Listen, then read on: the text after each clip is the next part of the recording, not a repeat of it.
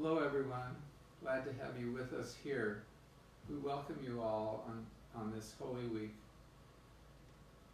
On this Tuesday we will be talking, and we have a special guest, Edward Cade Knippers, who is shown at Trinity Episcopal Church. This is a special edition for our congregation and for our families and for our friends, and for all of you who've been following my talks and my curation.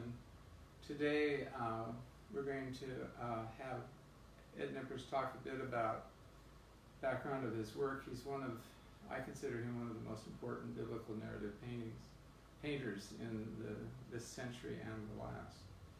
And before you is, I brought something that we had in the niche just before you go out the door in the back. It looked like an icon niche, and this is he can explain it to you with the head of Christ.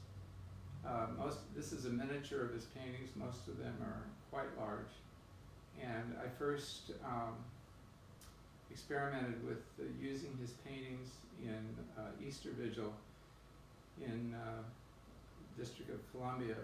Three Anglican churches go together for a large Easter Vigil on Easter Eve with the traditional great knock and the lights coming on. And then the curtain falls on one of his large paintings of his resurrection. I promise to all of you that we will have a visit in his studio, even if not this week, next week, and we'll look at some of the other paintings that he's done and give you an idea of his work. So without further ado, I'm going to have Ed begin to talk. And if you have any questions, please send them to me. And we just love having you all here. Thank you so much for tuning in. God bless, and I'll be back at the end to explain a few things. Thank you, Jerry. It is amazing to be in Holy Week once again. And it's a strange Holy Week, but it is no less a time for us to be thinking and remembering Christ's passion. One of the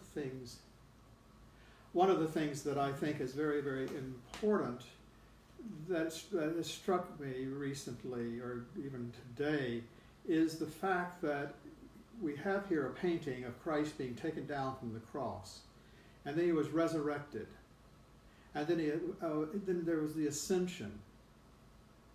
What he didn't do was to leave his body with us. He took it with him. And I think that is amazing, because we think of Christ as being a spiritual being. He was all spirit, and we need to live in the spirit and all of that.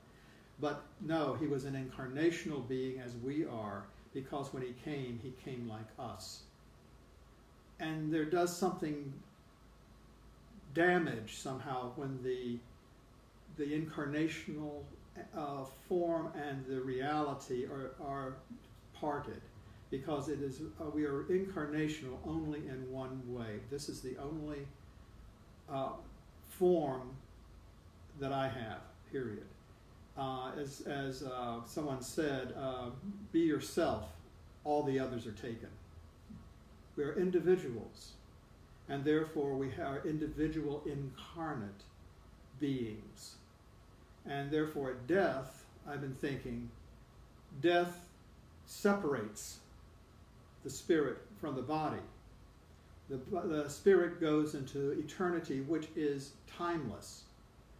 But the church demands, and Christianity demands, that the two be put back together. So we believe in not just the resurrection of Christ's body, but the resurrection of our bodies. And I think that is, once you grasp that fact, then you're able to understand, I think, the world better, because everything we do is dealing in an incarnational world, a world of objects, of things, of specifics. And once you get past all of that and think of just floating in the air, and heaven is some place where we just go and float around for a while, I think you're really getting into heresy. It's a place for real people in a glorified body. That's the mystery we don't understand. But it is a body, a recognizable body, and we are individuals there also, glorifying God and being and having the benefit of His presence with us in a different way than we can have His presence here. But that does not minimize His presence here. I like the idea, the image of being a child in the kingdom of God. And He's allowed me, the Father has allowed me to run into His throne room and approach Him, not only approach Him, but to jump into His arms. And He looks at me and He says, I'm so glad you're here. In other words, He's given us a place in the world, if we will take it, where He is, that we are truly His sons and daughters. We're truly family, and not just alien beings that He is deigning to kind of let us be kind of a part of His kingdom. Maybe. No, we're family. We're family, and He loves us. He loves us unbelievably.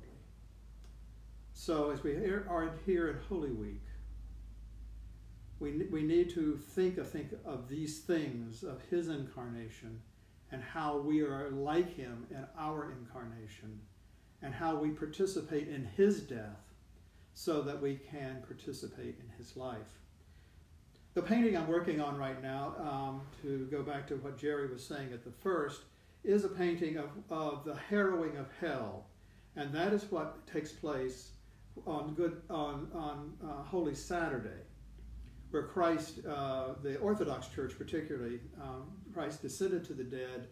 He goes in and saves the saints from the Old Testament that have gone into Sheol, and brings them out for His glory.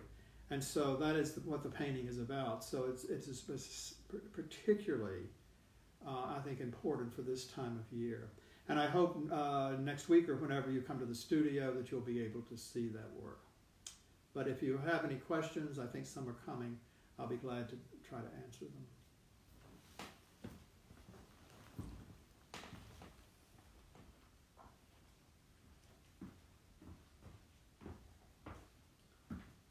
Thank you, Ed. It's so wonderful to be a family together in beauty as well as truth. And I'm just so thankful for this season, and even for the tragedies of the present time. We need to pray for those who've lost family members, especially this time of year, and for those who've lost a family member recently, like within the spouse or a close relative within the last year, and pray for them, whoever you are and whoever you know. And we will be back, and I will let you know when we're going to visit Ed's studio again and prepare you for it, because it's a really wonderful experience. Thank you all for listening, and any questions that you may have, we will be glad to answer them at the next session.